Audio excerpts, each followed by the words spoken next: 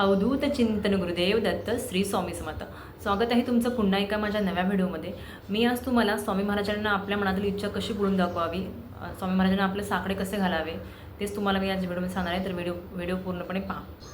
आपल्या घरातील जे देवघर आहे तिथे आपल्याला बसायचं आहे आणि देवघरामध्ये स्वामींचा फोटो किंवा मूर्ती असणे आवश्यक आहे. आणि जेव्हा आपल्या घरामध्ये स्वामींचा फोटो असतो तेव्हा असं वाटतं की आपल्यासोबत कोणीतरी आहे. आणि स्वामींचा मंत्र आहे, वाक्य आहे, भिऊ नकोस, मी तुझ्या पाठीशी आहे. त्यामुळे आपल्या घरामध्ये स्वामींचा फोटो असणं आवश्यक आहे. आणि आपल्या घरामध्ये स्वामींचा फोटो असणं ही किती भाग्याची गोष्ट आणि किती मोठी गोष्ट आहे ना. त्यामुळे प्रत्येकाने आपल्या घरामध्ये स्वामी महाराजांचा फोटो किंवा मूर्ती ठेवावी. आपल्या घरातील जे देवघर आहे त्या देवघरासमोर आपल्याला बसायचं आहे आणि स्वामी महाराजांना मुजरा करायचा आहे. मुजरा कसा करतात हे जर तुम्हाला माहीत नसेल तर मला कमेंट करा, मी तुम्हाला नक्कीच त्याच्याबद्दल सांगेन. आणि त्यानंतर आपल्याला दोन्ही हात आपले जोडायचे आहेत आणि स्वामी महाराजांना साकडं घालायचं आहे. साकडं काय घालायचं, जी तुमची इच्छा आहे मनातील, जे तुम्हाला हवं आहे ते स्वामी महाराजांना सांगायचं आहे आणि बोलायचं आहे की स्वामी महाराज, मी खूप प्रयत्न करत आहे पण माझ्या प्रयत्नांना यश भेटत नाही आहे आणि मी खूप संकटात आहे. जे तुमचं संकट असेल ते सांगा आणि सांगा स्वामी महाराजांना की मला या संकटातून बाहेर पडण्याचा मार्ग दाखवा आणि हे संकट जे आहे ते मला पेलण्याची ताकद द्या. स्वामी महाराज, मी खूप दिवसापासून प्रयत्न करत आहे, मला या गोष्टींमध्ये माझं मन लागत नाही किंवा या गोष्टीमध्ये माझं काम होत नाही, की हे काम व्हावं हे तुम्ही स्वामी महाराजांना मनापासून सांगा. जे तुमच्या मनामध्ये आहे, जसं आपण एका फ्रेंडशी बोलतो, आपल्या घरातल्या रिलेटिव्हशी बोलतो, तसं त्याप्रकारे तुम्ही स्वामी महाराजांशी संवाद साधा. आपले जसं की स्वामी महाराज आपल्यासमोर आहेत आणि आपण ते आपले आई वडील आहेत, तसं त्याप्रकारे स्वामींना आपलं गुरु माना आणि जी तुमची काही इच्छा आहे ते स्वामी महाराजांना सांगा. आणि तुम्ही जर तुमच्या जवळपास जर मठ असेल, केंद्र असेल, त्या केंद्रामध्ये जाऊन पण तुम्ही इच्छा तुम्ही स्वामी महाराज बोलू शकता. कारण केंद्रामध्ये मठामध्ये कसं सकारात्मक ऊर्जा असते आणि तिथं कसं मंत्र, स्तोत्र, पठण, पारायण चालू असतं आणि तेच आपल्या कानावरती राहतं आणि तिथं सकारात्मक ऊर्जा असते. त्यामुळे तुम्ही तिथे जाऊन जर गुरुवारी बोलला स्वामीसोबत, तुमची इच्छा आणि साकडं घातलं तर नक्कीच ते तुमचं पूर्ण होईल. घरामध्ये पण चालू शकतं, पण घरामध्ये एवढी सकारात्मक ऊर्जा नसते.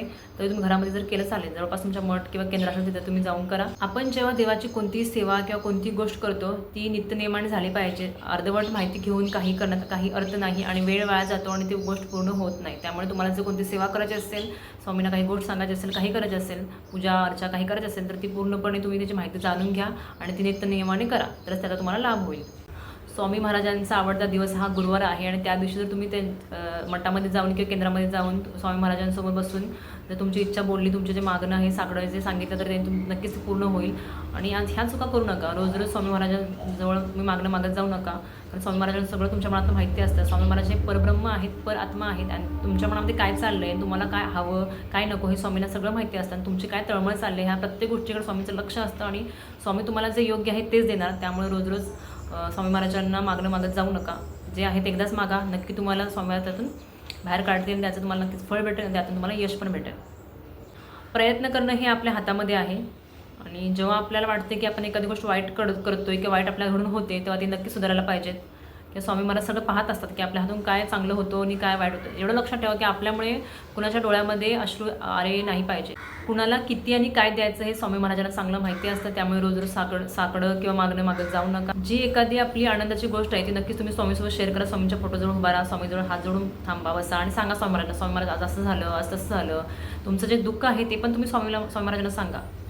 म्हणजे असं एखाद्या माणसाचं आपण रोज बोलतो, जसं की समजा आपले कोण आईवडील बाहेर आहेत किंवा कोण फ्रेंड आहेत, त्यांच्यासोबत जसं संवाद साधतो आम्ही कॉल करून, तसं तुम्ही रोज सकाळी किंवा संध्याकाळी स्वामी महाराजांच्या समोर बसा आणि हात जोडून तुमच्या मनात जे काय चाललं आहे ते तुम्ही सांगू शकता.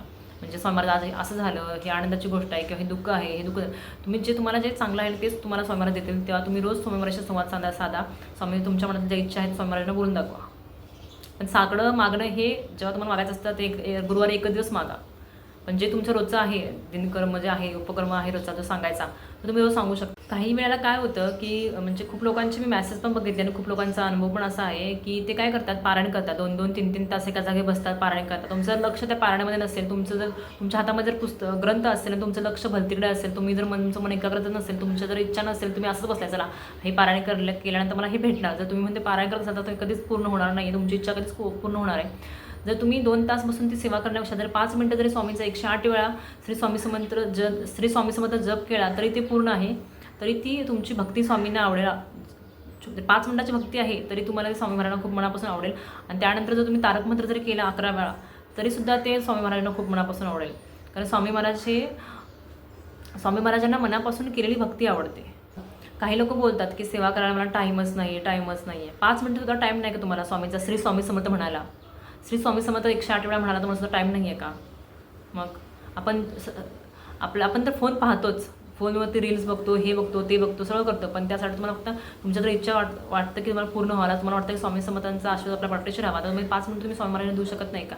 आपल्या दिवसामध्ये फक्त 5 मिनिटं तुम्ही सकाळी उठल्यानंतर सुद्धा स्वामींचं नामस्मरण करू शकता, रात्री झोपताना सुद्धा नामस्मरण करू शकता तुम्ही. तेवढे तर सुद्धा 5 मिनिट स्वामी महाराज देऊ शकतात ना. आणि नक्कीच तुम्ही स्वामींची सेवा करून पहा, तुम्हाला त्याचा खरंच खूप खूप असं चांगला लाभ भेटेल. आणि स्वामी महाराज तुमचा आशीर्वाद तुमच्या पाठीशी राहील. आणि स्वामी महाराजांना जे मागणं जे साकडं मागायचं आहे, तुम्ही या प्रकारे स्वामी महाराजांना आपल्या मनात इच्छा सांगा. आणि जे काही तुम्ही सांगणार स्वामी महाराजांना ते मनोभावे सांगा.